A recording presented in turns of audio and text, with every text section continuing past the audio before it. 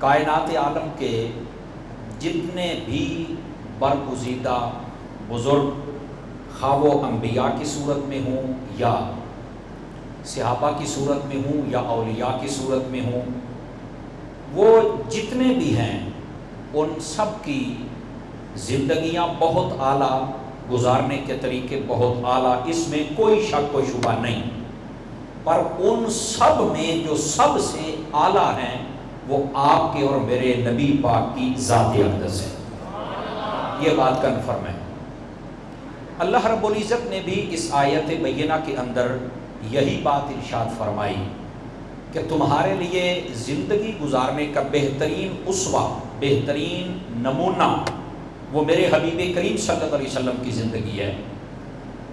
علماء فرماتے ہیں کہ نبی پاک صلی اللہ علیہ وسلم کا زندگی گزارنا، کائنات کا کوئی شعبہ ایسا نہیں ہے کہ جو شعبہ نبی پاک علیہ السلام کے اسوہ سے خارج ہو اور وہ قابل تعریف ہو جائے۔ زندگی کا ہر وہ شعبہ جو قابل تعریف و عزت ہے وہ نبی پاک صلی اللہ علیہ وسلم کے طریقہ کار میں ہے، اور آپ نے اس کو پہلے ہی ارشاد فرما دیا ہے۔ میں آپ کو ایک چھوٹی سی بات عرض کروں تاکہ آپ کو بات سمجھ آئے کہ میں کیا کہنا چاہتا ہوں۔ دیکھیے، نبی پاک صلی اللہ علیہ وآلہ وسلم کی تعلیمات کو آج اگر اس دور جدید کے اندر ہونے والی تحقیقات کی دنیا میں دیکھا جائے تو آج کی تحقیق بھی یہ بات کرنے پر مجبور ہے کہ جو نبی پاک علیہ السلام نے فرما دیا وہی حق اور سچ ہے۔ یہ یاد رکھ لیں۔ مثال کے طور پہ میں آپ کو ایک چھوٹی سی بات سمجھاتا ہوں۔ ہمارے یہاں جب کوئی بندہ بیمار ہوتا ہے تو ڈاکٹر کا وہ رخ کرتا ہے، ڈاکٹر اس کے علاج کے لیے مختلف دوائیں تجویز کرتا ہے اور کہہ دیتا ہے کہ 5 دن کے بعد پھر آ جانا۔ 5 دنوں کے بعد مریض کی حالت دیکھ کر کہتا ہے کہ یار وہ دوائی والی پرچی دے میں نا، اس کو لے کر کے 2-4 میں بیچ میں تبدیلی کر دیتا ہے۔ وہ سمجھتا ہے کہ انہیں فٹ نہیں آئی اور ساتھ میں 1-2 ٹیسٹ لکھ کے دے دیتا ہے کہ ذرا یہ بھی کروا کے آؤ۔ ایسا ہی ہوتا ہے نا جی۔ پھر کہتا ہے 8 دن کھا کے تم نے دوبارہ پھر ہمارے پاس آنا ہے۔ وہ پھر جاتا ہے، جب واپس آتا ہے تو اس کو خاطر خواہ فائدہ نہیں ہوتا تو پھر کے اندر دوائی والی پرچی دے میں نا، اس میں سے 1-2 سیرپ کیپسول پھر بدل دیتا ہے اور 1 آدھ ٹیسٹ پھر لکھ دیتا ہے۔ مطلب کیا ہے؟ اب اتنا پڑھا لکھا بندہ، وہ تو چائنا سے پڑھ کے آیا، امریکہ سے پڑھ کے آیا، وہ تو MBBS اور پتہ نہیں کیا بلا بن کے آیا ہے، اب وہ ہر 6-7 دن کے بعد بدل رہا ہے۔ پر صدقے جاؤں محبوب کریم پر جو ایک مرتبہ فرما دیا قیامت آ سکتی ہے، بدلا نہیں ہے دوبارہ، جو آپ نے فرما دیا وہی ہے۔ یہ سچی بات ہے۔ میں آپ کو ایک چھوٹی سی بات سناتا ہوں تاکہ آپ کو مزید بات کھل کے سامنے آ جائے۔ یہ سیاستہ شریف میں حدیث ہے۔ نبی رحمت صلی اللہ علیہ وآلہ وسلم آپ کے پاس ایک شخص آیا، اس نے کہا میرا بھائی بیمار ہے۔ فرمایا کیا ہوا ہے؟ پیٹ کا مرض ہے اسے۔ آپ نے فرمایا جاؤ شہد پلاؤ۔ آپ نے اسے کہا۔ وہ گھنٹے ڈیڑھ کے بعد یا کچھ دیر گزرنے کے بعد پھر آیا، کہنے لگا جی اس کا پیٹ اور زیادہ خراب ہونے کی طرف نکل پڑا ہے، مطلب اس کو دست آ رہے تھے تو وہ زیادہ بڑھ گئے۔ آپ نے فرمایا 1 مرتبہ پھر پلاؤ۔ آپ نے بدلا نہیں ہے، فرمایا پھر پلاؤ۔ وہ پھر گیا، اس نے پھر چل کے پلایا، پھر واپس آیا، کہنے لگا جی وہ تو تھوڑا سا کام اور خراب ہونے کی طرف بڑھ رہا ہے۔ آپ نے فرمایا پھر پلاؤ۔ کیوں بھائی؟ جب شہد میں ہے ہی شفا تو پھر اس دوائی کو بدلنے کا کیا مطلب ہے؟ تو یہ ڈاکٹر ہوتا تو بدل دیتا، پر جس کا اس وقت کائنات کے لیے بہترین نمونہ ہے اس نبی نے بتا دیا جو ہم کہتے ہیں ہوتا وہی ہے، آپ نے بدلا نہیں ہے۔ تو عرض خدمت یہ ہے، آپ کسی بھی اینگل سے دیکھ لیں، نبی پاک صلی اللہ علیہ وسلم کا جو اسوہ ہے وہ سب سے بڑھ گیا، اگرچہ ہمیں بعد میں سمجھ آئے۔ آپ دیکھیں، یہ میں پہلے بھی کہتا رہتا ہوں، ایک چھوٹی سی بات آپ کو اور بتاتا ہوں۔ لوگ جب ڈاکٹر زراع کے پاس جاتے ہیں، سب سے پہلے آج کل جو دوا تجویز کی جاتی ہے نا وہ یہ ہے کہ جناب آپ نے صبح اٹھ کے سیر کرنی ہے، سب سے پہلی، اور جو مرضی چلے جائیں آپ کو کہیں گے سیر کر دو نا، نہیں جی، اب وہ کہے گا اٹھ کے سویرے سویرے سیر کرنی ہے، اب وہ سیر کر رہے ہیں، حالانکہ وہ بندہ بسا اوقات 9-10 بجے اٹھتا ہے، جبکہ اسے 9-10 بجے نہیں اٹھنا چاہیے، بر وقت ہی اٹھنا چاہیے۔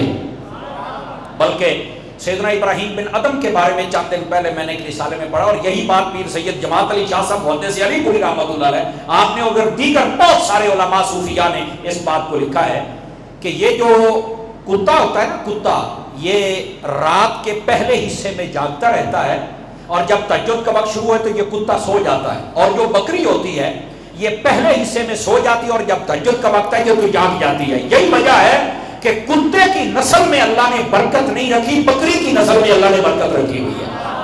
یہ تہجد کے وقت میں اٹھنے کا اتنا فائدہ ہوتا ہے، جو اس وقت اٹھ جائے اللہ تعالیٰ اس کو بھی برکت عطا فرما دیتا ہے۔ اگر اٹھ کر وہ ذکر اذکار اور تسبیحات کر بیٹھے تو پھر تو سونے پہ سہاگا ہو جاتا ہے، سمجھے؟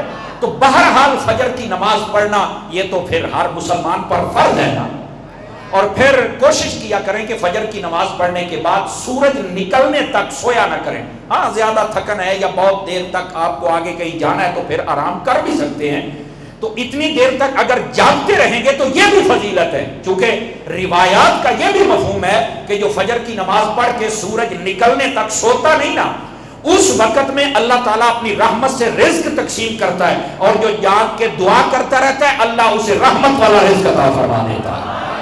سمجھ آ رہی ہے؟ تو اس بات سے کوشش کر کے فجر کی نماز کے بعد سورج نکلنے تک نہ سویا کریں، سمجھ آ رہی؟ یہ ہوتا تو میرا خیال ہے 35-40 منٹ کا فرق ہی ہے نا جی، لیکن آپ نے دیکھا ہوگا کہ نے یار قاری صاحب گال ٹھیک ہے پر نیندر بڑی سوادی ہوتی ہے، یہ ٹائم ہی ایسا ہوتا ہے۔ اور ویسے بھی یہ بخاری شریف کے اندر حدیث پاک نبی پاک علیہ السلام نے ارشاد فرمایا، انسان جب سوتا ہے نا تو شیطان 3 گرے لگاتا ہے، پنجابی میں ہم کہتے ہیں نا گانڈ مارتا ہے، وہ شیطان 3 گانٹھیں لگاتا ہے، گرے لگا دیتا ہے۔ وہ جب مسلمان صبح کے وقت اٹھتا ہے نا تو وہ اپنے بستر پہ جاگنے کے بعد جب اللہ کا ذکر کرتا ہے، اللہ اکبر سبحان اللہ یا کلمہ پڑھتا ہے، کچھ بھی کہتا ہے استغفر اللہ، تو فرمایا بسترے پر لیٹے لیٹے جب اس نے اللہ کا ذکر کیا تو شیطان کی ایک گانٹھ کھل جاتی ہے، یعنی ایک گرا جو اس نے لگائی تھی گانڈ وہ ایک کھل گئی۔ فرمایا جب وہ اٹھ کر وضو کرتا ہے تو اس کی دوسری گانٹھ کھل جاتی ہے، اور فرمایا کہ جب وہ نماز پڑھتا ہے تو شیطان کی 3 گانٹھیں کھل جاتی ہیں، اور یہ شیطان کی ان گانٹھوں سے آزاد ہو کر اللہ تعالیٰ کے رحمت کے سمندر میں آ جاتا ہے۔ تو اس واسطے صبح ضرور اٹھیں، اللہ کا ذکر کریں، اور بستر پہ رات جب بھی جاگ آئے نا اللہ کا ذکر ضرور کیا کریں، سمجھے؟ عادت بنائیں کلمہ شریف پڑھنے کی، میں اکثر کہتا رہتا ہوں سوئیں تب بھی جاگیں تب بھی، اور یہ معمول بھی ہونا چاہیے۔ اس کا فائدہ یہ ہوگا کہ ہم نے موت کی نیند تو سونا ہی ہے، تو جب سوتے وقت کلمہ پڑھنے کی عادت ہوگی تو موت کے وقت جس نے کلمہ پڑھ لیا، ہاں یہ حدیث شریف میں ہے، فرمایا من آخر الکلام لا الہ الا اللہ دخل الجنہ، جس بندے کا آخری کلام یعنی وقت موت زبان پر کلمہ جاری ہو گیا بغیر حساب کے سیدھا جنت میں داخل ہو جائے گا، یہ حدیث شریف میں ہے۔ تو ضرور اپنی زبان کو عادی بنائیں، اور جب اٹھیں تو تب بھی کلمہ پڑھیں۔ اب ظاہر سی بات ہے جب آپ نے قبر میں جانا ہے تو فرشتوں نے اٹھانا تو ہے نا، تو جب فرشتے اٹھائیں اور اٹھتے وقت ہماری عادت ہو کلمہ پڑھنے کی، جن کو محسوس ہوا ہے وہ تو بولے نا میں کیا کہنے لگا ہوں، تو آپ جو کلمہ پڑھ دیں ان کے سامنے تو پھر مجھے بتائیں وہ سوال کریں گے یا مبارک دیں گے کہ یار جو پوچھنا تھا وہ تو پہلے ہی بتا بیٹھے ہو؟ اس واسطے ضرور آپ اس عادت کو اپنایا جائے۔ خیر بات کہیں دور نہ چلی جائے، تو عرض میں آپ کی خدمت کے اندر جو کر رہا ہوں وہ یہ ہے کہ صبح کے وقت ڈاکٹر کہتا ہے اٹھ کے سیر کرنی ہے، یہ کہتے ہیں کہ نہیں کہتے؟ لیکن پچھلے جمعے میں نے آپ کو یہ حدیث سنائی تھی، یہ ڈاکٹر آج بتا رہا ہے کہ چلیں پیدل چلیں سیر کریں صحت کے لیے بہتر ہے۔ نبی رحمت صلی اللہ علیہ وسلم نے اس بارے میں کیا فرمایا؟ آپ کی حدیث پاک ہے، آپ نے فرمایا لوگوں حج کرو غنی ہو جاؤ، حج کرو امیر ہو جاؤ، اور سفر کرو صحت مند ہو جاؤ۔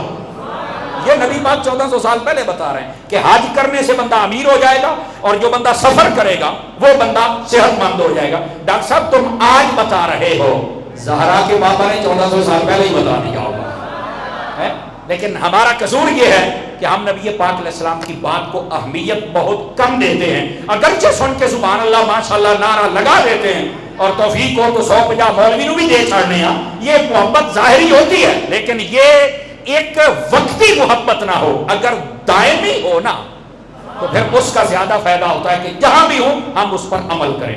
تو میں عرض یہ کر رہا ہوں کہ تحقیق سائنس کی آج ہے کہ جو بندہ سیر کرتا ہے اس کو فائدہ ہوتا ہے، لیکن میرے محبوب نے پہلے بتا دیا. کیوں؟ فرمایا تمہارے لیے زندگی گزارنے کا بہترین نمونہ وہ میرے محبوب کریم کی زندگی ہے. اب سمجھ آئیے میں کیا کہہ رہا ہوں. اب یہ جو نبی پاک علیہ السلام کا اسوہ ہے، یہ ایسا اسوہ ہے کہ اگر اس کو پیش کر دیا جائے صحیح معنوں میں اپنے اوپر ہم اپلائی کر لیں، یہ میری بات غور سے سنیے گا، تو میں یہ دعوے سے کہتا ہوں کہ پھر یہ دنیا میں جو غیر مسلم لوگ ہیں نا، شاید یہ 5-10% باقی بچ جائیں. باقی مسلمانوں کا کردار دیکھ کر کے حضور کے غلام ایسے ہوتے ہیں، یہ ساری دنیا مصطفیٰ جان رحمت کا کلمہ پڑھ لیں. اگر ہم اپنے کردار کو آج نبی پاک علیہ السلام کی سنت کے مطابق ڈال لیں. قصور یہ ہے کہ اس کے مطابق ڈالا نہیں جاتا ہے. ایک انگریز تھا، اس نے، یہ ہمارے ایک دوست باہر سے ہے تو انہوں نے ہمیں بات سنائی، آپ نے بھی شاید پہلے سنی ہو اور بڑی سمجھنے والی ہے. تھا اس کو بیرون ملک، جہاں وہ اس کا ملک تھا، بتایا گیا کہ یہ اسلام ہے، اس کو اسٹڈی کرو. اس کو اسلام کے مطابق کتابیں دی گئی، پڑھایا گیا، قرآن اس نے پڑھا. اس کو یہ دین بڑا اچھا لگا. اس نے کہا یار میں کلمہ تو پڑھنا چاہتا ہوں پر پہلے میں پریکٹیکلی مسلمانوں کو دیکھنا چاہتا ہوں. انہوں نے کہا پھر پاکستان آ جاؤ، یہ تو جناب پوری دنیا میں بڑے بڑے عاشق یہاں رہتے ہیں، پوری دنیا میں مشہور ہے کہ پاکستان عاشقوں کا ملک ہے. اس نے کہا ٹھیک ہے. وہ جب آیا نا ایئرپورٹ پہ اترا تو ابھی اس نے آگے آنا تھا، یہاں کے لوگوں سے ملنا تھا، باقی معاملات کرنے تھے. ایئرپورٹ سے کہتا ہے جی ٹھیک ہے میں واپس جا رہا ہوں، پھر کبھی آئیں گے اور پھر وزٹ کریں گے. اس نے کہا یار اتنا خرچہ کیا ہے، آئے ہو پھر واپس جا رہے ہو. اس نے کہا یار میں آیا تھا کہ یہاں عاشقان رہتے ہیں اور یہاں دین اور مسلمانوں کو پریکٹیکلی دیکھوں گا. جو میں نے دین پڑھا ہے نا کتابوں کے اندر، مجھے وہ وہاں نظر نہیں آیا. جب نظر نہیں آیا تو میں ان کا وہ کیسے، وہ اسے لے گیا ایک الیکٹرک واٹر کولر کے پاس. اور کولر ہوتا ہے نا، اپنے لاری اڈے پر یا ہاسپٹل میں جائیں تو آپ دیکھیں وہاں پر کولر لگا ہوتا ہے، اور اس کے ساتھ جب گلاس ہوتا ہے نا تو گلاس کو عموماً سنگلی ڈالی ہوئی ہوتی ہے. آپ نے غور نہیں فرمایا. تو وہ جب سنگلی ڈلی، اس نے کہا یار میں اس بات کو دیکھ کر نہیں کلمہ پڑھنا چاہتا، یا میں رہنے. اس نے کہا وجہ کیا ہے؟ اس نے کہا یار جو میں نے پڑھا ہے نا اس کے مطابق یہ مجھے صحیح نہیں لگتا. اس نے کہا کیوں؟ اس نے کہا بتائیے یہ کیا ہے؟ اس نے کہا یہ تو پانی کا کولر ہے. اچھا یہ کیا؟ اس نے کہا گلاس. وہ نے کہا ایک ہی ہے. اس نے کہا یہ سنگلی. اس نے کہا یہ سنگلی کیوں ہے بھائی؟ کہتا ہے اس لیے کہ اس کو کوئی اٹھا کے نہ لے جائے. اس نے کہا ہو مسلمانوں کا ملک اور چوری کر کے لے جائے؟ میں نے تو جو کتابوں میں پڑھا ہے مسلمانیت کو، وہ تو چوری نہیں کرتے، وہ تو چیزوں کی عبادت کرنے والے ہیں. تو جب مجھے یہاں ہی نظر نہیں آیا تو آگے پتہ نہیں کیا ہوگا. تو میں کہنا یہ چاہتا ہوں کہ جب ہمارا کردار درست ہو جائے گا نا، سمجھ آئے، تو لوگ متاثر ہو کر وہیں پر کلمہ پڑھ لیں گے. تو بالکل یہ ماہنامہ فیضان مدینہ، اس کے اندر ایک بہت پیاری بات، ایک بہت بڑے بزرگ ہیں جن کا نام حضرت عبداللہ رضی اللہ تعالیٰ عنہ ہے.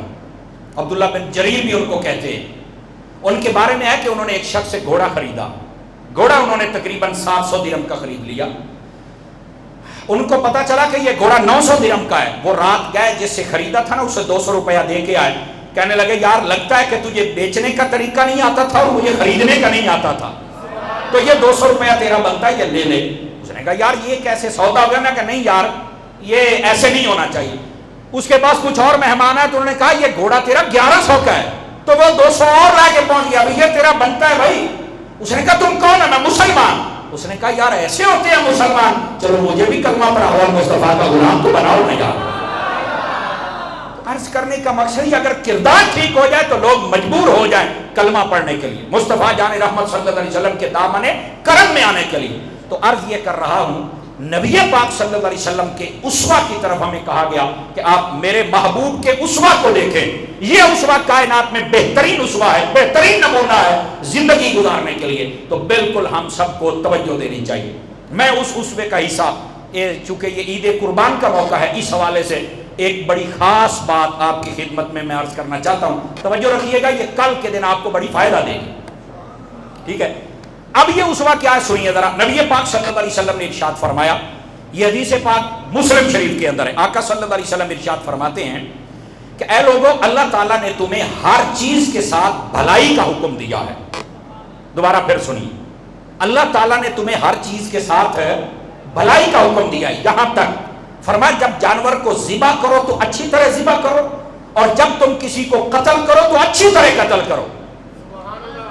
اب مجھے پتا تھا کہ یہ لفظ سن کے آپ بالکل چپ ہو جائیں گے کہ یہ کیا کہہ رہا ہے، جب وضاحت سنیں گے تو پھر آپ کو سمجھ آئے گی۔ یہ نبی پاک صلی اللہ علیہ وسلم کی حدیث شریف مسلم شریف کے اندر ہے۔ اس کی شرح کرتے ہوئے ملا علی قاری رحمت اللہ تعالی علیہ آپ فرماتے ہیں کہ لوگوں ذرا غور کرو، نبی پاک علیہ السلام نے فرمایا ہر چیز کے ساتھ بھلائی کا حکم، لیکن بھلائی کی کیفیات مختلف ہوتی ہیں۔ اب بظاہر تو یہاں پہ لگتا ہے کہ جس جانور کو ذبح کرنا ہے ہم اس کے ساتھ کیسے بھلائی کریں؟ بھئی باندھنا تو پڑے گا، باندھنا بھلائی تو نہیں ہے، گرانا تو پڑے گا، گرانا بظاہر تو سختی ہے نا اس پر۔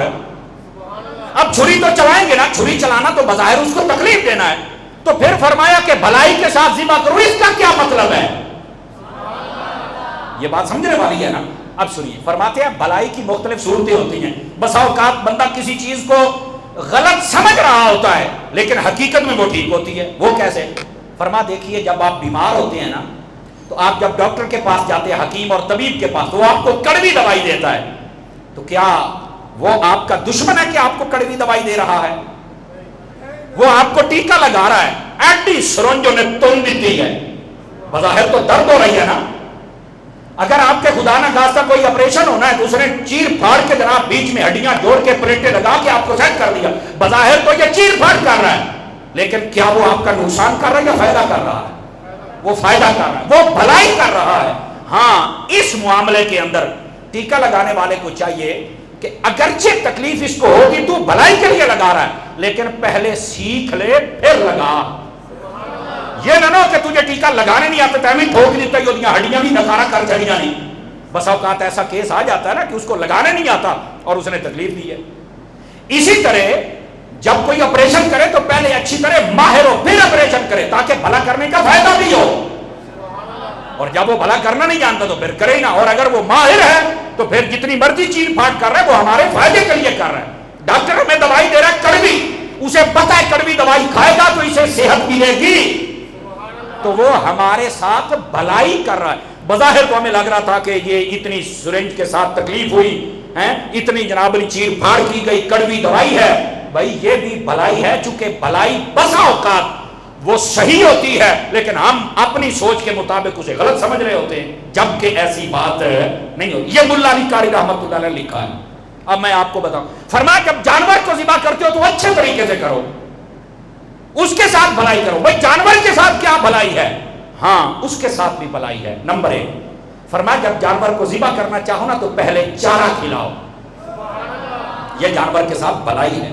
فرمایا جب ذبح کرنے کا وقت قریب آئے نا تو جانور کو پانی پلاؤ، یہ جانور کے ساتھ بھلائی ہے۔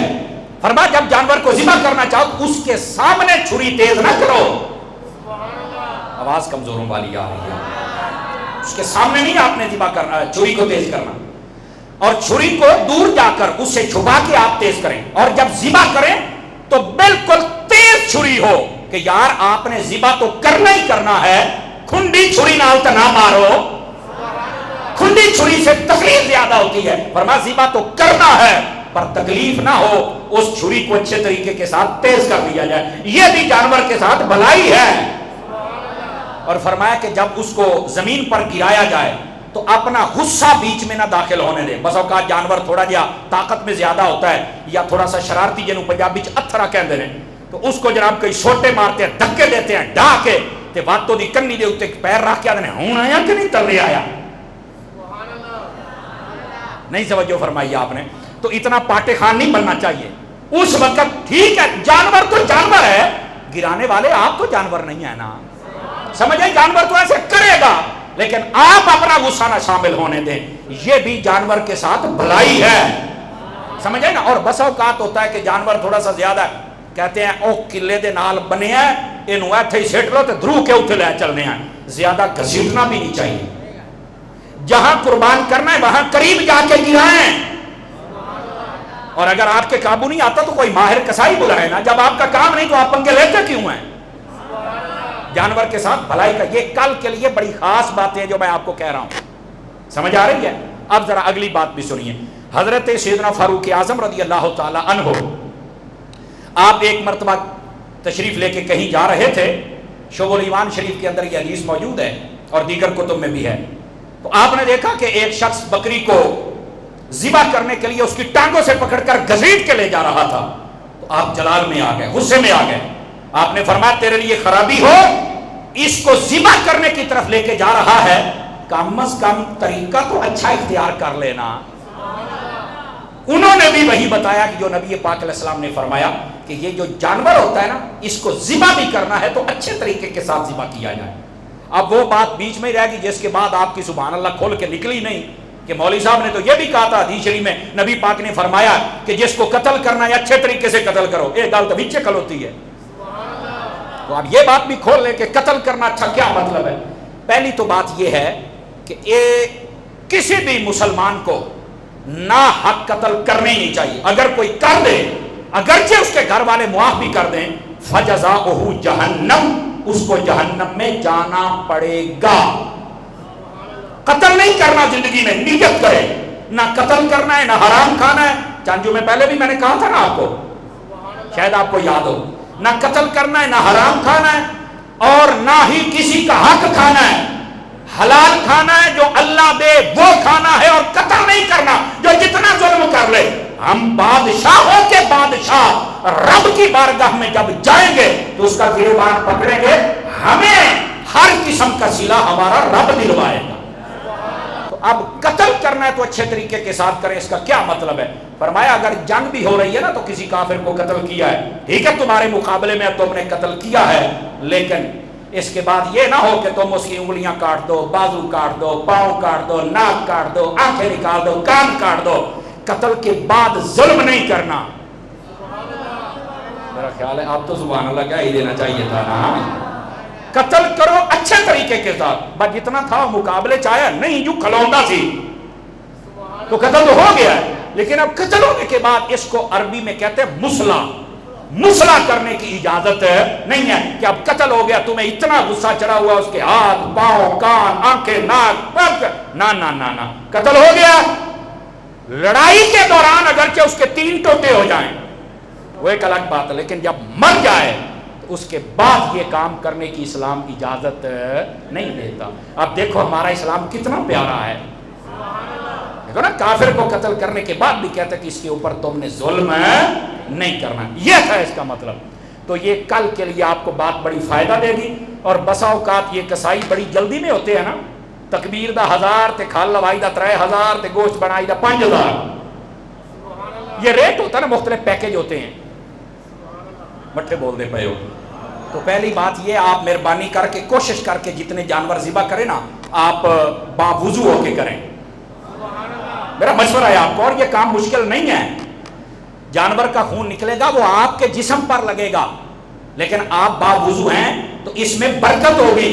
آپ کے جسم سے جب خون نکلے گا تو تب شاید وضو ٹوٹے، ورنہ نہیں ٹوٹے گا. لیکن ہمیں چاہیے کہ ہم جانور کے ساتھ بھلائی کریں، اچھائی کریں. اور آپ کو پتہ ہے کہ خون نکل کر اگر بہ نکلے، بہنے کے بعد وضو ٹوٹتا ہے، ورنہ وضو بولو تو صحیح نا یار، ورنہ نہیں ٹوٹتا، تھوڑا بہت نکلے. اور اگر جسم کو لگ جائے تو وہ چونکہ ہماری مجبوری ہے، لیکن ہم جب باوضو ہوں گے تو اس کی برکت ضرور نصیب ہوگی. اور دوسرا بسا اوقات جلدی ہوتی ہے. اب کسائی کے ہاتھ میں چھری، لتا پھڑ لتا، پیر پھڑ پیر، تیری ایسی دی تیسی، تیری ایسی. یہ کیا طریقہ کار ہے یار. اور تجھے چاہیے اس وقت سب کو کہو بھائی یہاں ذبح ہونے لگا ہے، آپ سب اللہ اکبر کہیں، بسم اللہ پڑھیں، بسم اللہ اللہ اکبر کہہ کے آپ چھری چلائیں. اور جتنی دیر جب چلتی رہے اللہ اکبر اللہ اکبر اللہ اکبر کہتے ہی رہے. یہ ایک اچھا انداز ہے. بات سمجھ آ رہی ہے آپ حضرات؟ تو یہ کل کے لیے بڑی فائدہ. یہ ہے نبی پاک صلی اللہ علیہ وسلم کا اسوہ، جس کی طرف حکم دیا گیا ہے کہ میرے محبوب کریم صلی اللہ علیہ وسلم کی زندگی تمہارے لیے بہترین نمونہ ہے. لیکن یہاں پر آپ کو ایک پیاری بات نہ سناؤں. یہ جانور ہے کہ ہمارے ہتھے نہیں چڑھتا. آپ کبھی حج جو نبی پاک علیہ السلام نے فرمایا جس کو حجۃ الوداع کہتے ہیں، آپ ذرا اس کو دیکھیں. اس کے اندر نبی پاک علیہ السلام نے بعض روایات کے مطابق، یہ میں نے پچھلے سال پوری تفصیل آپ کو بتائی تھی، 63 جانور نبی پاک نے اپنے ہاتھوں سے ذبح فرمائے تھے. 63، اور اشارہ تھا اپنے 63 ظاہری سالوں کی طرف. سمجھ آئی؟ اور پھر کمال پتہ کیا تھا؟ یہ میں آہستہ بولوں گا اللہ کر کے آپ کو سمجھ آ جائے. آپ جب اونٹوں کو ذبح کرتے تھے نا، اونٹ کو کھڑا کر کے نہر کیا جاتا ہے، کھڑا کر کے اس کے گلے کے اندر ایک خنجر گھونپا جاتا ہے. یہ سنت طریقہ ہے. ہمارے یہاں گرا کر اور بس اوقات کہتے ہیں 7 تکبیراں، اس کی گردن لمبی ہے، یہ ظلم نہ کرو، ایک ہی تکبیر ہوتی ہے، 7 نہیں. یہ یاد رکھ لیں.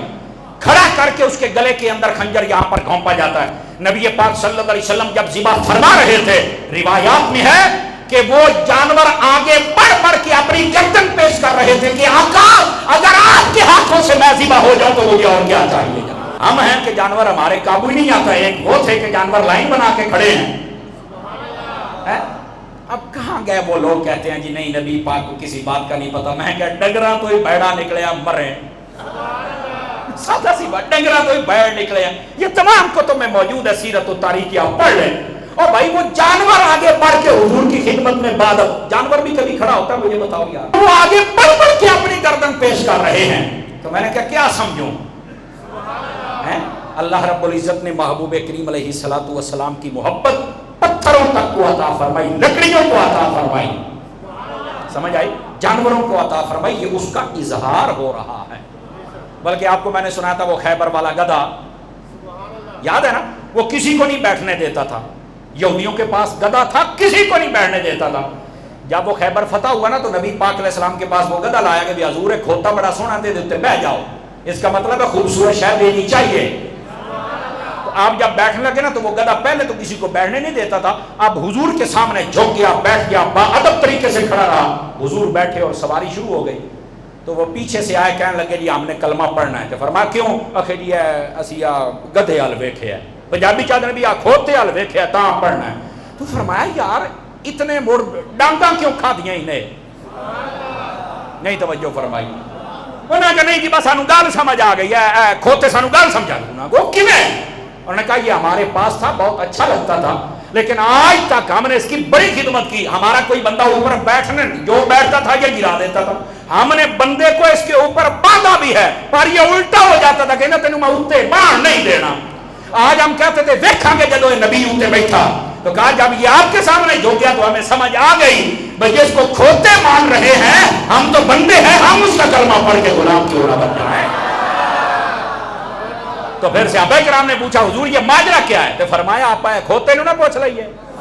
ہاں ہاں آپ پڑھ لیں. دلائل النبوہ امام بہقی کی پڑھ کے دیکھیں، امام سیوطی پڑھ کے دیکھیں. کہا ہے جی سے پوچھو. آپ نے فرمایا بتا دے کیوں نہیں بیٹھنے دیتا تھا؟ اس نے کہا یا رسول اللہ میں کیسے بیٹھنے دیتا؟ اللہ نے زبان عطا فرمائی. حضور میں کیسے بیٹھنے دیتا؟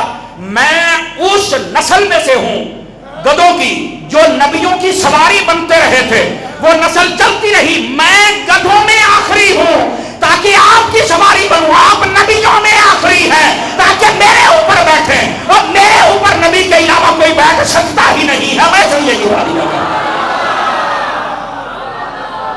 میں اس لیے گرا دیا کرتا ہوں.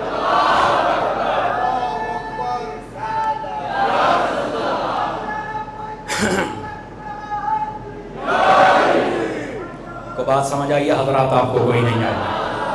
ہاں گرامی قدر حضرات، میں پھر جو ختم نبوت نہیں مانتے، یہ جو قادیانی لوگ ہیں، میں برملا کہتا ہوں اور پوری ذمہ داری سے کہتا ہوں. اور کئی جملہ سن کے بندے عقل بھی آئی ہے، اللہ کا فضل ہے. اور میں کہا قادیانی ہو تسی کہندے ہو کہ نبی آخری نہیں ہے. میں کہا کھوتے نو سمجھ آ گئی ہو، کھوتی دیا تینوں سمجھ کیوں نہیں آئی ہو ہے؟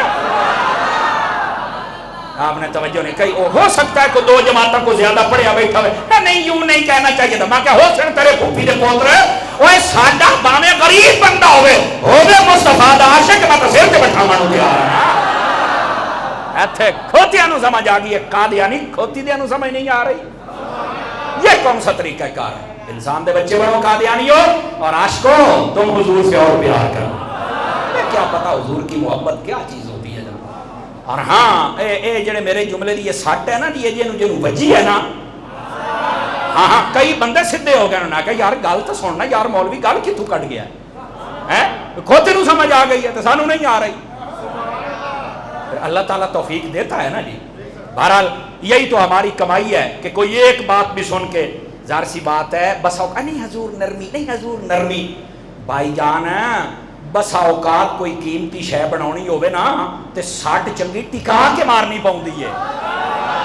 سمجھ آئی نا؟ آپ کو نہیں نہ پتا کہ ساری ٹوک ٹوک دے نال کام نہیں ہوندا، سمجھ آئی نا؟ تو اس واسطے جب ہم دیکھتے نا کہ یہ چٹان ٹوٹ نہیں رہی تو مولا علی دا نام لے کے پھر جڑ دیندے ہونے ہیں۔ تو باقی من اپنا اپنا، مقدر اپنا اپنا، عشق اپنا اپنا، سماعت اپنی اپنی، چس اپنی اپنی، یار بندے کی اپنی۔ لیکن آئیے ایک کل کے حوالے سے نبی پاک صلی اللہ علیہ وسلم کا اسوہ اور آپ کو بتانا چاہتا ہوں۔ نبی پاک علیہ السلام جب عید پڑھنے کے لیے جاتے تھے، آپ کو پتا ہے نا، ایک تو آپ راستے سے جاتے اور دوسرے راستے سے واپس آتے، یہ آپ نے علماء سے سنا ہے نا۔ احادیث میں عید کا جہاں پر بھی ذکر ہے، اکثر محدثین کرام نے ان احادیث کو لکھا ہے مختلف متفرق طور پر۔ نبی پاک صلی اللہ علیہ وسلم جب چھوٹی عید پڑھنے کے لیے جاتے تھے تو آپ اس وقت کچھ پہلے کھا کر جاتے تھے، اس لیے اسے میٹھی عید کہتے ہیں، میٹھے کو آپ پسند فرماتے تھے، اور میٹھے میں کھجور، اور کھجوروں میں طاق عدد 1 3 5 7، یہ اس کو نبی پاک پسند فرماتے تھے، ٹھیک ہے جی۔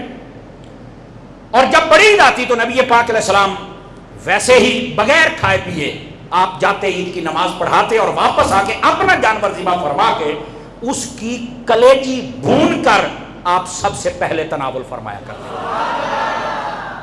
جب ہم جنت میں جائیں گے تو سب سے پہلے ہمیں جو کھانا ملے گا پتہ ہے وہ کیا ہوگا؟ مچھلی کی کلیجی۔ دنیا میں کبھی مچھلی کی کلیجی کھائی ہے آپ نے؟ میں نے نہیں کھائی ہے۔ یہ جنت ہی تو ہے جس میں کھائیں گے بھائی۔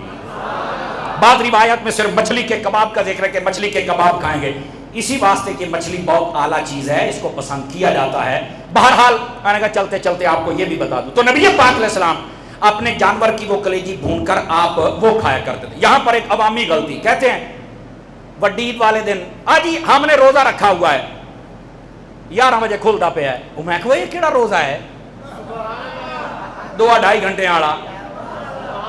یہ ہر سال ہی میں بتاتا ہوں لیکن تھوڑا سا ریمائنڈ ہو جائے نا، عید والے دن روزہ رکھنا حرام ہے۔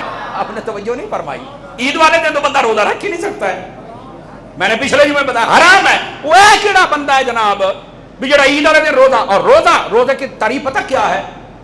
روزے کی تعریف یہ ہے کھانے پینے اور نفسانی خواہشات سے بچنا، صبح فجر سے لے کر مغرب تک اے روزہ ہے، اے تیرا کیڑا روزہ یہ 11 بجے کھلتا پیا ہے، تجھے کسائی ٹائم نہ رکھ جاتا 9 بجے ہی، تو اس کو روزہ کہنا یہ جہالت ہے، یہ عوامی کتاب میں ہے، کسی اسلامی کتاب میں نہیں ہے، اس کو روزہ نہیں کہنا چاہیے۔ ہاں حضور کی سنت کہنا چاہیے کہ میں نے ابھی تک کچھ نہیں کھایا، یہ حضور کی سنت ہے، سمجھ آئے؟ اور ہاں یہاں یہ یاد رہے، بس اوقات بزرگ قربانیاں دیتے ہیں نا، بلڈ پریشر شوگر کے مریض ہوتے ہیں، اور وہ بھی میں نے کئی دیکھے ہیں، اے جی میرا روزہ ہے، ہوں بڑے جانور حصہ ہوں شامی 4 بجے ہوں میں کہوں رکھنا روزہ، اگر نہیں میں تو مڑ لگا جا سا، آپ نے توجہ نہیں فرمائی تھی، میں آکھے مڑ جدو شریعت نہیں آکھے نہیں تو مڑ اے میں، تو یہ بالکل ہمیں سمجھنا چاہیے، اللہ تعالی ہم سب کو سمجھنے کی توفیق عطا فرمائے۔ تو یہ کل کے حوالے سے بڑی خاص باتیں ہیں جو آپ سے ڈسکس کر رہا ہوں۔ اب ذرا آئیے اگلی بات، یہ بھی بڑی توجہ طلب ہے۔ دیکھیے نبی پاک صلی اللہ علیہ وسلم ایک راستے سے جاتے دوسرے سے آتے ہیں، پتہ ہے اس کی وجہ کیا تھی؟ علماء فرماتے ہیں اس کی ایک وجہ یہ تھی کہ راستوں میں رش نہ ہو، ایک سے جاتے دوسرے سے واپس آتے، اسی سے جائیں اسی سے واپس آئیں، اب پتہ ہو کہ یہیں سے واپس آنا ہے، آپ کو بھی پتہ ہو کہ یہاں سے ہمارے پیر صاحب نے، استاد نے، مولانا صاحب نے گزرنا، تو آپ بھی کھلو بس جاتے جاتے میں سلام لے لما، رش بڑھ جاتا ہے۔ ایک راستے سے جاتے دوسرے سے آتے تاکہ رش نہ ہو۔ نمبر 2، اس لیے راستہ بدلتے تھے تاکہ اس راستے میں جو قبرستان آئے ان کے لیے بھی دعا کریں، جو اس راستے پہ آئے ان کے لیے بھی دعا کریں۔ یہ علماء نے وجوہات لکھی ہیں راستہ کیوں بدلتے تھے نبی پاک علیہ السلام۔ تیسری وجہ یہ نبی پاک علیہ السلام آپ راستہ اس لیے بدلتے تھے اس کی شرح میں کہ اس راستے پر جائیں جتنے فقیر ملیں کچھ نہ کچھ ان کو صدقہ دیتے جاؤ، خیرات کرتے جاؤ، اور جب اس راستے سے آؤ تو جو وہاں ملے وہاں بھی دیتے آؤ، جتنے زیادہ کو دیتے جاؤ گے اتنا زیادہ اللہ خوش ہوتا چلا جائے۔ یہ اس لیے راستہ بدلا جاتا ہے، یہ کوئی فیشن نہیں ہے۔ آپ نے توجہ نہیں فرمائی میں کیا کہہ رہا ہوں، یہ فیشن نہیں ہے، یہ اصل حقائق ہے۔ اور پھر صوفیاء فرماتے ہیں راستہ اس لیے بھی بدلا جاتا ہے، جہاں جہاں سے آپ چل رہے ہیں اور آپ تکبیر پڑھ رہے ہیں وہ زمین کا خطہ آپ کے ایمان کا گواہ بن رہا ہے۔ قیامت کے دن وہ آپ کے ایمان کی گواہی دے گا کہ یہ میرے اوپر چلتے ہوئے باری تعالیٰ تیرا ذکر کیا کرتا تھا۔ تو یہ کل کے حوالے سے بڑی خاص باتیں ہیں۔ اگر نئے کپڑے ہوں تو سبحان اللہ غسل بھی کیجئے، خوشبو بھی لگائیے، مسواک بھی کیجئے، ہو سکے تو صدقہ و خیرات خوب کیجئے، سمجھ آئی، غریبوں کو دیجئے، اپنے رشتہ دار احباب ان کو بڑے کھلے دل کے ساتھ محبت پیار خندہ پیشانی کے ساتھ ملیے۔ یہ ساری باتیں ایسی ہوتی ہیں کہ جن سے اللہ بھی راضی ہوتا ہے اور اللہ کے حبیب بھی راضی ہو جاتے ہیں۔ بات سمجھ آ گئی آپ حضرات کو؟ اب آئیے، یہ تو تھا کل کے حوالے سے بڑی خاص باتیں، لیکن کوئی اور بھی خاص باتیں میں آپ کے ساتھ کرنا چاہتا ہوں، یہ بھی بڑی ہی اہمیت والی ہیں۔ یہ ایک بہت بڑا اعتراض ہے اور اس کا جواب بھی میں آپ کو دینا چاہتا ہوں۔ سوال کسی دوست نے یہ بھیجا ہے اور بہت سارے علماء اس کا جواب دیتے بھی رہتے ہیں، کچھ میں نے بھی اس پر کوشش کی ہے کہ تلاش کر کے آپ کو بتاؤں۔ سوال یہ ہے کہ جتنے یہ دین سے ریلیٹڈ لوگ ہوتے ہیں نا، علماء، مذہبی حضرات، وہ مخلوط تعلیم کی بڑی مخالفت کرتے ہیں، کو ایجوکیشن جسے کہتے ہیں۔ مرد عورتیں جہاں اکٹھے پڑھتے ہیں، لڑکے لڑکیاں، کہتے ہیں نہیں ہونا چاہیے، بڑی مخالفت مولوی کرتے ہیں۔ تو کہتے ہیں جب حج کا دن آتا ہے تو اللہ کے گھر کے اندر مرد عورتیں سارے اکٹھے طواف کرتے ہیں، سعی کرتے ہیں، حج کرتے ہیں، مینا میں جاتے ہیں، تو اس وقت مولویوں کو یہ یاد نہیں آتا؟ تو یہ ایک اعتراض ہے۔ یہ ان دنوں کے اندر کئی ایسے کیڑے مکوڑے، دیسی لبرل، لنڈے دے انگریز یا پھر ان کے پالتو گدھے، وہ ایسے سوالات چھوڑ دیتے ہیں، اور کئی ہمارے کہتے ہیں ہاں یار بات تو ٹھیک ہے، جب وہاں پابندی نہیں تو پھر یہاں کیوں؟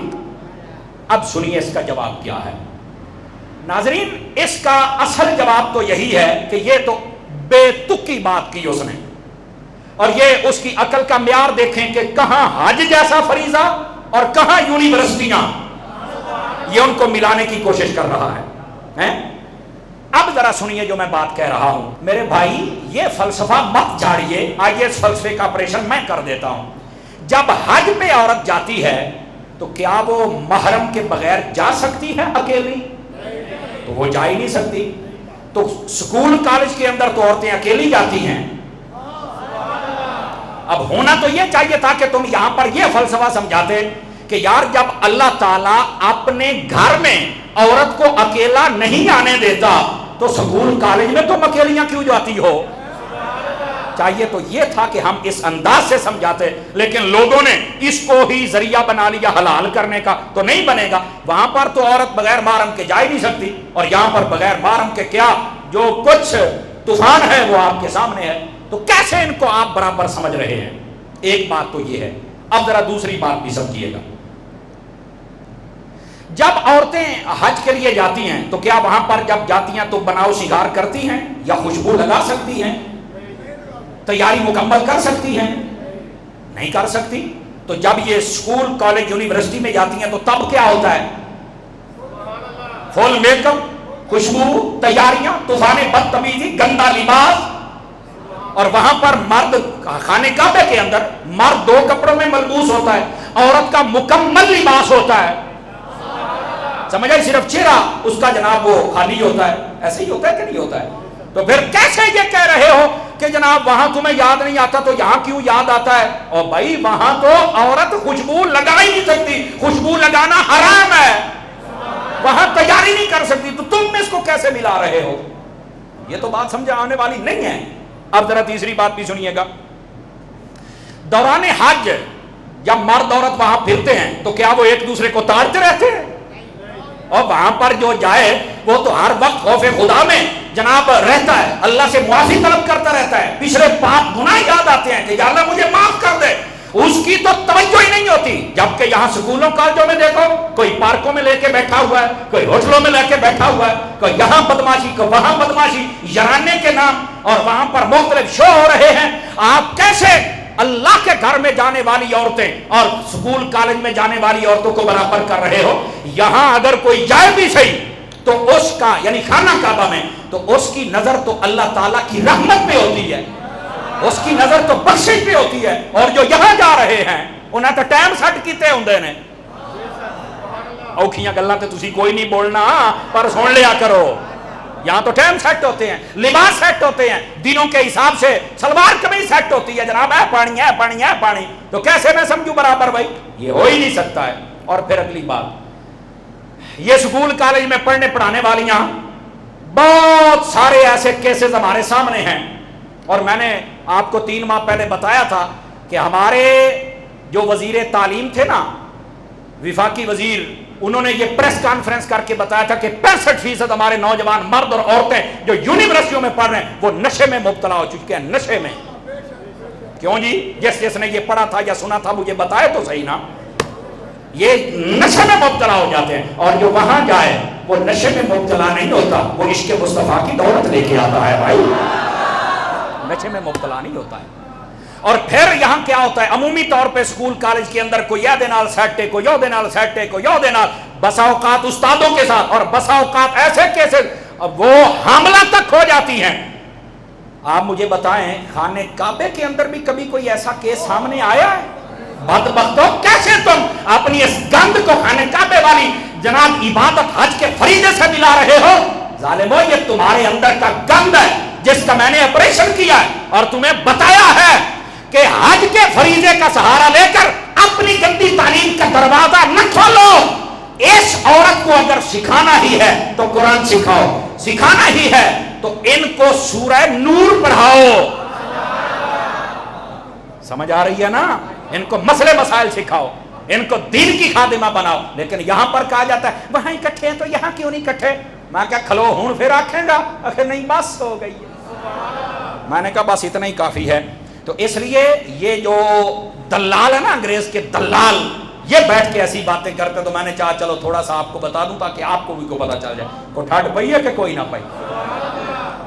اب آ جائیے ذرا اگلی بات میں آپ کی خدمت میں عرض کروں۔ گرامی قدر حضرات، یہ 2-3 دن پہلے کا واقعہ ہے۔ ہمارے ملک کے اندر پشاور کی ایک مقامی عدالت کے اندر ایک نوجوان ایک قادیانی کو گولی مار دی۔ آپ نے دیکھا ہوگا اور پڑھا بھی ہوگا، سنا بھی ہوگا، اور موقع پر اس خنزیر کو واصل جہنم کر دیا۔ نوجوان تو پکڑا گیا ہے اور اس نے واصل جہنم ہونا تھا، وہ ہو گیا، لیکن رات کی میری معلومات کے مطابق ابھی تک اس کی لاش کو لینے کوئی نہیں آیا۔ آخر گستاخی ہوتا ہے۔ سرد خانے میں اس خنزیر کو رکھا ہوا ہے کہ بھئی یہ اس کو اٹھا کے لے جاؤ، اٹھانے کے لیے کوئی تیاری نہیں ہے۔ اب وجہ کیا؟ بظاہر 2018 کے اندر یہ کیس رجسٹرڈ ہوا تھا، 2018 کے اندر، تقریباً 3 سال ہونے کو ہیں، اس کا فیصلہ نہیں ہو پا رہا۔ اور وہ بندہ کیسا تھا؟ باقاعدہ ویڈیوز اس کی سامنے آ چکی ہیں جس کے اندر وہ نبوت کا دعویٰ کر رہا ہے، وہ مجدد ہونے کا دعویٰ کر رہا ہے، اور وہ کہتا ہے کہ میں نبی ہوں۔ ساری باتیں اس نے بتائی ہیں، امریکہ میں پہلے رہتا تھا، وہ ساری آن دا ریکارڈ ہر بندے نے سنی ہے۔ یہ ساری باتیں پہلے بھی بتائی گئی، لیکن کسی کے کان پر جوں تک نہیں رینگی۔ اور وہ نوجوان آیا، اس نے آ کے گولی مار دی۔ سنیں میری بات، یہ بات طے ہے کہ قانون ہاتھ میں لینے کی نہ میں اجازت دیتا ہوں، نہ آپ دے سکتے ہیں، نہ ہمارے ملک کا قانون اس بات کی اجازت دیتا ہے کہ قانون کوئی ہاتھ میں لے۔ بالکل یہ بات نہیں ہونی چاہیے۔ لیکن میرا سوال یہ ہے، اس نوجوان نے قانون ہاتھوں میں لیا تو لیا کیوں؟ میرا سوال یہ ہے۔ اب یہ بڑا کہا جاتا ہے قانون ہاتھ میں نہیں لینا چاہیے، قانون ہاتھ میں نہیں لینا چاہیے، اور میں نے کہا یہ فلسفہ جھاڑنے والوں، قانون ہاتھ میں نہیں لینا چاہیے، لیکن اس کی وجہ بتاؤ کیوں لیا ہے۔ اگر نہیں پتا ہے تو میں آپ کو بتا دیتا ہوں اصل وجہ کیا بنی۔ 3 سال گزر گئے، 13 پیشیاں ہوئی، 13 پیشیوں میں دلائل تک دیے گئے کہ یہ بندہ گستاخ رسول ہے، قادیانی ہے، اور اپنے آپ کو نبی کہتا ہے، اس کو پکڑو، اس کو سزا دو۔ جج بھی بیٹھا رہا، وہاں پر جتنے لوگ تھے وہ بھی بیٹھے رہے۔ مجھے یہ کہنے دو کہ جب عدالتیں بانج ہو جائیں، جب قاضیوں کے قلم بک جائیں، جب وہ اپنے نبی سے رشتہ محبت توڑ بیٹھے وہ بغیرت، پھر فیصلے عشق کرتا ہے۔ اور یار تمہیں حیا نہیں آئی؟ 3 سال تک اس کی بدماشیاں سنتے رہے ہو۔ کدھر تھے یہ اس وقت ادارے؟ کدھر تھا وہ جج؟ کدھر ہیں وہ لوگ جو کہتے ہیں کہ پاکستان کے اندر قانون کو امپلیمنٹ کیا جائے حیا نہیں آتا ہے؟ سارے قانون بنے، اگر تمہارے عدالت کے خلاف کوئی بات کرے تو ایکشن لیتے ہو، جب کوئی رسالت کے خلاف بات کرتا ہے تب تمہارے باپ نے ایکشن لینا ہے۔ اور اگر کسی کا جرم ثابت ہو جائے تو سزا دیتے نہیں۔ اگر آپ کے پاس کیا دلیل ہے؟ تو میں نے کہا آسیہ ملونہ کو بہن بنا کے جہاد پہ چڑھایا نہیں تھا تم نے؟ ہم نے دیکھا ہے، ریاست کی ذمہ داری ہے مجرم کو سزا دے، اور جب ریاستیں جب بانجھ ہو جائیں نہ دینا، بالخصوص اللہ رسول کے معاملات میں، پھر عشق فیصلے کرتا ہے۔ اور دیکھ لو قدرت کا نظام، 29 فروری کو ایک غازی ممتاز گیا تھا، اس 29 تاریخ کو ایک غازی اور آ گیا ہے۔ تو جب عدالتوں میں فیصلے نہ ہوں، اللہ رسول کے معاملے میں تو یار سب سے پہلے فیصلہ ہونا چاہیے۔ آپ کو پتا ہے کینیڈا کے اندر جس بندے نے مسلمانوں کو مسجد میں داخل ہو کر قتل کیا تھا، شہید کیا تھا، یاد ہے آپ کو؟ پچھلے سال بڑا ایک ناخوشگوار واقعہ، اس کو پھانسی دینے کا انہوں نے اعلان کر دیا ہے۔ تو میں نے کہا تم سے تو کفر کا قانون بازی لے گیا کہ وہ سزا تو دے رہے ہیں اور تم چھوڑ چھوڑ کے ان کے پاس پہنچا رہے ہیں۔ ہم نے آسیہ ملونہ کو بڑے پروٹوکول کے ساتھ جہازوں میں جاتے دیکھا ہے، اور اگر تمہاری حرکتیں یہی رہیں اللہ رسول کے معاملے میں، تو پھر میری بات یہ آج اپنے دل کی تختی پہ لکھ لو، پھر ہر گستاخ رسول کی مقدر میں گولی آتی رہے گی اور مائیں غازی پیدا کرتی رہیں گی۔ لیکن عدالتوں میں بیٹھنے والوں، ریاستی اداروں، ریاست مدینہ کا نعرہ لگانے والوں، اللہ کی بارگاہ میں کیا جواب دو گے؟ تمہارے خلاف کوئی بات کرے، تمہارے وزیر پالتو کی طرح اٹھ کے آ کے جناب پریس کانفرنس سے پرچے پکڑ لو، یہ کر دو وہ کر دو، اوے اللہ رسول کا تم نے کلمہ نہیں پڑھا ہوا؟ ان کے بارے میں تمہارے مقدر کیوں سو جاتے ہیں، زبانیں کیوں گنگ ہو جاتی ہیں؟ سو اس واسطے خدا کا نام لو، ان معاملات کو سمجھنے کی کوشش کرو، اور پھر بس اوقات 295 کو ختم کر دیا جائے۔ میں نے کہا بیٹا ختم کرنا تو دور کی بات ہے، تم یہ تحریک چلا کے دیکھ لو، پھر دیکھنا تمہارا حشر کیا ہوتا ہے۔ قانون پر تو آج تک اس پر عمل نہیں ہوا، بس ایف آئی آریں گٹا مٹا ڈالا، چال بھی منڈا منڈا کر کے فارغ کر دیا، لیکن عمل تو تم نہ کر سکے۔ یہ قانون کتابوں میں لکھا ہوا بھی تمہیں تکلیف دیتا ہے؟ ہمارا مطالبہ ہے پوری انویسٹیگیشن کر کے قرار واقعی سزا دی جائے جو بھی گستاخی کرتا ہے۔ سمجھ رہے میری بات کو؟ اگر ایسا نہیں ہوگا تو یاد رکھیں، ایک تو تمہارے ایمان پر بھی سوالیہ نشان ہوگا وہاں بیٹھنے والوں، اور دوسرا ایسے غازی پیدا ہوتے رہیں گے۔ مت سمجھنا کہ لوگ ڈر جائیں گے پھانسیوں سے، پھانسیوں سے لوگ ڈرتے ہیں، پر غازی ممتاز کا جنازہ دیکھ کر ہر بندہ کہتا تھا یار پھانسی نال تے بندہ ڈر جاندہ ہے، ایو جی موت ہوئے تو انشاءاللہ ہر روز آوے۔ سمجھ آ رہی ہے؟ آپ یہ مت، یہ دو چار ہوتے ہیں ڈیلر جو سارے معاملات خراب کرتے ہیں، لیکن آپ ساری دنیا کو دبا نہیں سکتے ہو۔ اس لیے کاش کہ ہمارا لیڈر وہ طیب اردگان جیسا ہوتا، اور میں اس لیے کہہ رہا ہوں کہ یہ مدرسے کا پڑھا ہوا ہے۔ کہتے ہیں مدرسے کا، آپ کو پتا ہے پاکستان میں جو مدرسے کا پڑھا اس کو جج نہیں لگنے دیتے یہ ظالم۔ ہاں نہیں، حافظ قرآن کو جج نہیں لگنے دیتے۔ کہاں بیٹھے آپ یار؟ حضرت جی طیب اردگان جیسا بندہ ہو جو مدرسے کا پڑھا ہے، 86 سالوں کے بعد مندر کو کھول کے مسجد بنا دیتا ہے۔ اگر آکسفورڈ کا بیوقوف پڑا ہو تو وہ ایسے زمین پر مندر بنانے کے لیے ماں کی تیاریاں کرتا ہے، اور مدرسے میں پڑھ تجھے پتہ چلے کہ مصطفیٰ کا دین کہتا کیا ہے یار۔ کوئی بات سمجھ آ رہی ہے آپ حضرات کو؟ کوئی نہیں آ رہی؟ اس واسطے عوام کے جذبات کے ساتھ نہ کھیلا جائے۔ اور پھر دیکھیں پہل، آپ کہیں گے او گولی مار دی اچھنے، او گولی مار دی اچھنے، ہوا کا کھلو ہے تھوڑا لیا، پہل کس نے کی ہے؟ آپ دیکھیں نا غازی ممتاز نے پہل تو نہیں کی تھی، پہل تو سلمان تصیر نے کی تھی۔ ہیں تم نے جب عمل نہیں کیا، کو پوچھا تک نہیں ہے، تو پھر خنزیر مارنا ہی تھی نا۔ جب راجپال نے گستاخی کی تھی پہل اس نے کی تھی، غازی المدین نے تو پھڑ کے تو نہیں چڑھیا تھی نا، تم نے تو کچھ نہیں کہنا، ہم تو ہیں۔ اب یہ 3 سال سے گستاخی کر رہا، نہ جانے پہلے کب کی ہوگی، کوئی پوچھنے والا نہیں ہے، پہل اس نے کی ہے، لیکن جب تم سے فیصلہ نہ ہوا تو عشق نے فیصلہ کرنا ہی تھا نا یار۔ پھر کہتے ہو کہ قانون کیوں ہاتھ میں لیتے ہو؟ آپ عمل درآمد شروع کر دیں جس کی جو سزا بنتی آپ دیں. کوئی بندہ ہو ہی نہیں سکتا, ہم اس بات کی حمایت کر ہی نہیں سکتے کوئی قانون ہاتھ میں لے. لیکن اللہ رسول کا معاملہ ہے تمہاری موت آ جائے اور پاکستان لسٹ سے نکال رہے ہیں. کیڑی تیری بے بے دی لسٹ ہوئے کر دے پاکستان نو ساریاں لسٹاں دے وچوں پاؤنا ہی عشق مصطفیٰ دی لسٹ وچ پانا ہے. جس لسٹ میں آنا چاہیے وہاں ڈال دا کوئی نہیں, اور جہاں نہیں آنا چاہیے وہاں ساری باتیں کر رہے ہیں.